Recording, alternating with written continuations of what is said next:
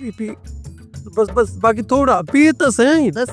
P तो मुझी शहजादी रानी P A चाय थोड़ा तो बालो भी पींदा एडी सारी है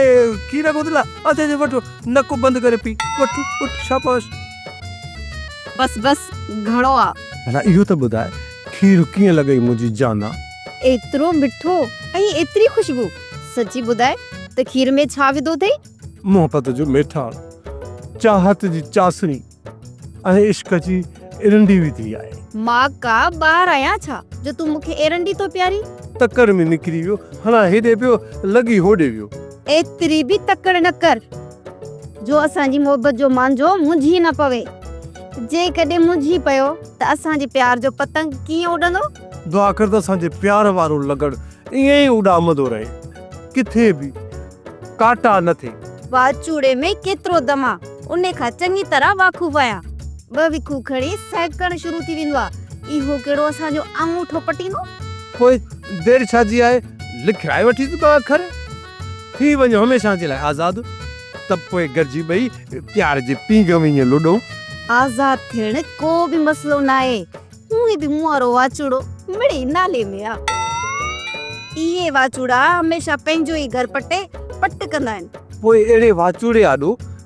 ज़िंदगी कीअं गुज़रंदी वठीस तलाक जान छॾा मां भी इन ई चक्कर में आहियां पर मो अहिड़ो को मौक़ो ई नथो ॾे जो ख़ासि तलाक वठां भला तूं वारे लकुण जी ॾे ख़बर आयो लेवल में या अञा बबकियो अथसि न न सफ़ा बेपितो आहे इहो कीअं मुड़ंदो सेठ लकुड़ खे ख़बर ई न आहे त इज़त छा थींदी आहे हाणे तूं हल घणी देरि थी वई आहे के ॾिसी वरितो न त वॾो वेल थी वेंदो मां त चवां थो छल ॾींहुं थिए न रात खुटे न छल ॾींहुं थिए न तो मां मुंहिंजी सिकई सजण लहे न छल ॾींहुं थिए न ओ चरिया सिक रहंदी त सुकून में हूंदे न जेकॾहिं न सिक ख़तम थी न त मिलण जो मज़ो वेंदो हलियो इहा ॻाल्हि बि लख जी कई अथई चऊं जेका तुंहिंजी मर्ज़ी मिठड़ी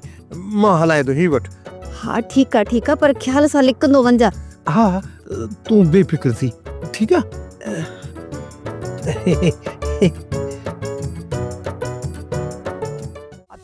त पोइ छॾी भला लाचार था असांजा कहिड़ा माइट आहिनि दुआ थाली उन्हनि वटि रहूं ऐं हिन खॾे में दुआ बुआ बि न आहे घुरणी हिननि सां न हद न मत पर तूं त दुआ घुर न चए पियो न असांजो वास्तो हुयो मरमत हल त पादर ताणी चाचे नूरे वारा सोप सीरियल जहिड़ियूं ज़ालूं तहिड़ा मुड़ुस तमाम एपिसोड्स ॾिसो HD क्वालिटीअ में विज़िट करियो असांजो YouTube channel Sindh TV HD drama